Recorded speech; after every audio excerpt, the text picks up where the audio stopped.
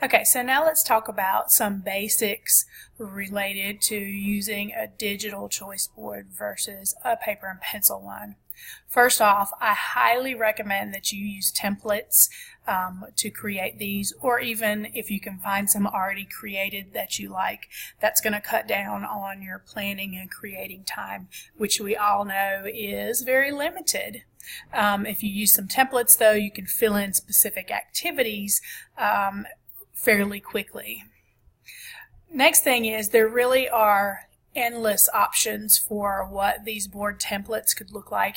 You could add themes to them to make them even more interesting and engaging to students if you chose to. Like if you made one, all a space theme, or whatever you might think of that kids would be interested in. Next, generally the board, whatever format it takes, is simply going to have links to whatever materials and resources you're going to have students use for the choice activity.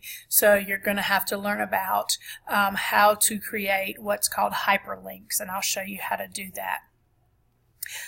Finally, the really neat thing I love about the choice boards is that it's going to allow the students to complete their work and then turn it into you digitally. So again, you don't end up with those masses of paper. So next then, you want to think about what are some of the possibilities that I can use for choice boards.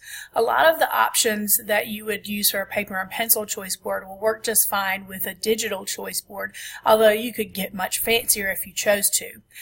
Some very common simple options are a tic-tac-toe, a bingo, or some sort of a menu.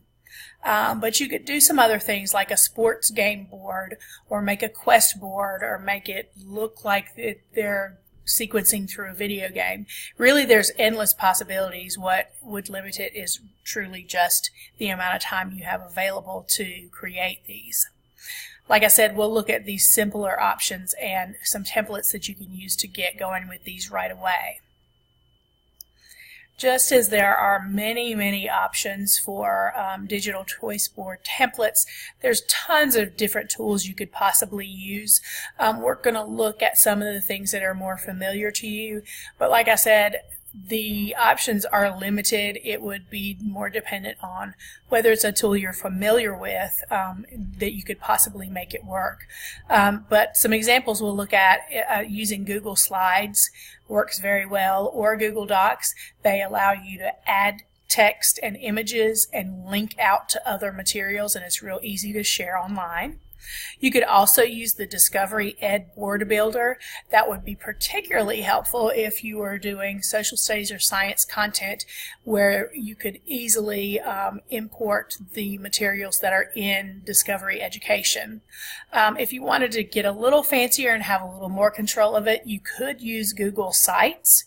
But to be perfectly honest, Slides and Docs works beautifully, and it can be as simple as you need it to be, or you can make it as complex as you want.